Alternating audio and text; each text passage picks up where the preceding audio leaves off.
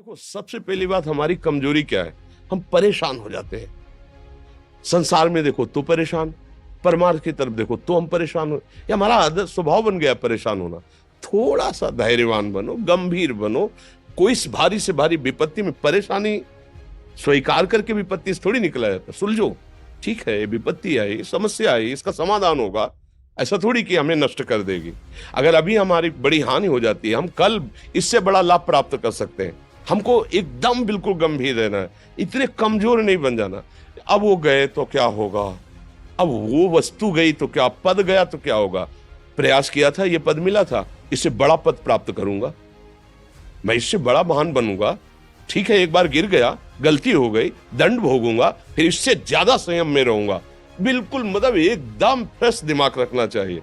और अपने लोग क्या है, जरा सी बात में एकदम पछड़ा कर लेते हैं, एकदम कमजोर हो जाते हैं। ये बिल्कुल ठीक नहीं है। हम जीवन भर की यात्रा की बात कह रहे हैं, भारी से भारी कष्ट में भी मुस्कुराना, तो हमें बल मिला है, हमें भगवान की कृपा का दर्शन हुआ है, हमें उनका दुलार दिखाई दिया है।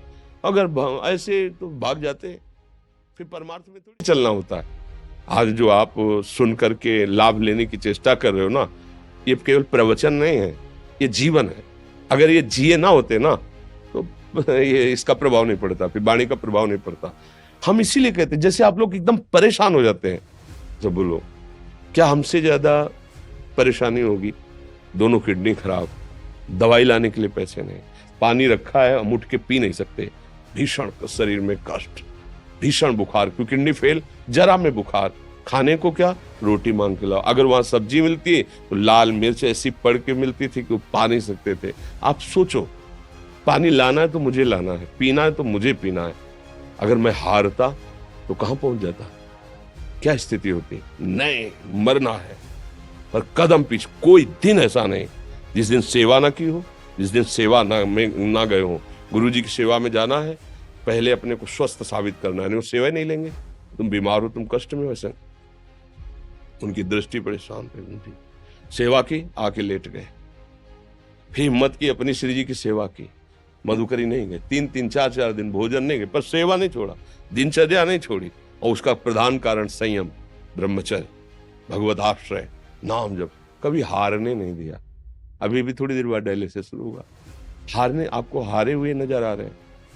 शरीर में पीड़ा है, किडनी फेल है, ऐसा तो हम स्वस्थ बैठे हैं, पीड़ा है, बार बार प्यास लगती है, थोड़ा थोड़ा पानी मिलता है, लेकिन हम आनंदित हैं, हम प्रसन्न हैं।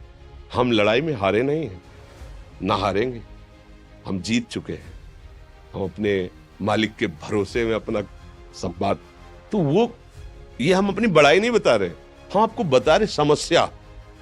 सोचो, तुम्हारे पास तो माँ है, भाई है, बहन है, परिवार है, कोई ना कोई तो है ना। मेरा किसी ने कभी जीवन में ध्यान भी नहीं दिया। क्यों?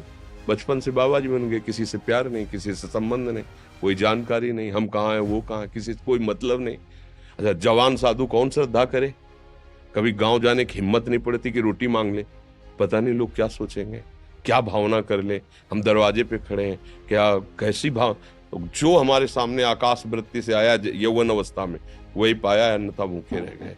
जब हम हर समय अपने को विवेक के द्वारा सावधान रखे, तो हम कभी निराश नहीं हुए, कभी उदास नहीं हुए, कभी ऐसा नहीं लगा कि यार हम दुखी, कभी नहीं लगा। उसी का फल है कि उस सुख का संकेत मिल गया जहां दुख की निशानी भी नहीं है। वही उसी के बच्चे हो, हम सब उसी धातु से बने हुए हैं। हम इतना क्यों परेशान हो जाते हैं? हम ये देखते हैं, अपने लोग थोड़ी बात बिगड़ गई परेशान, नहीं बिगड़ी तो बिगड़ जाने की संभावना में परेशान है। आज सुख है, लेकिन कल सुख छिन जाएगा, तो हम आज के सुख में सुखी ना होकर कल के दुख की आने की संभावना में हम भयभीत हो। मतलब क्या हमारी सोच रह गई? हमको इतना बलवान बनना है कि सुख और दुख दोनों हमको छू न सके। भारी से भारी सुख की व्यवस्था है तो अहंकार नहीं, हर्षित होकर किसी का अपमान न करे कि हम धनी, हम पदाधिकारी, अमुक। भारी से भारी दुख आया तो हमें किसी के सहयोग की जरूरत नहीं, हम फिर अपने कदम बढ़ाएंगे, हम फिर जुड़ी हुई अपनी भावनाओं को सजाएंगे।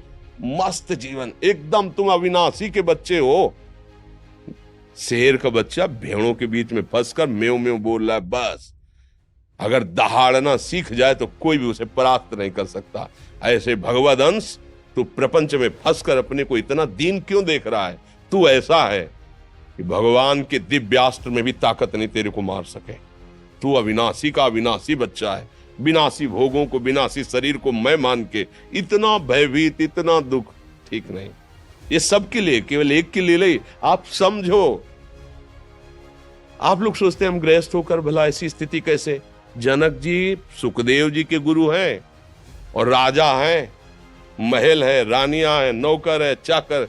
क्या सुखदेव जी जिनके शरीर में लंगोटी भी नहीं है, दिगंबर, परमहंस, परमहंस के गुरु हैं जनक जी जो राजा हैं। समझो आप ऐसा ना सोचे कि हम नौकरी कर रहे हैं, हम संसार में, हम गृहस्थ हैं, हम आध्यात्मिक की ऊंचाई पर नहीं चढ़ सकते। नहीं, आप एक सरकारी नौकरी या आप किसानी या व्यापार करते हुए आप एक अध्यात्म की ऊंचाई में चढ़ सकते हैं। और अध्यात्म ही है जो तुम्हें इस माया के दुख सुख से ऊपर उठा सकता है। दूसरा, चाहे जितनी संपत्ति आ जाए,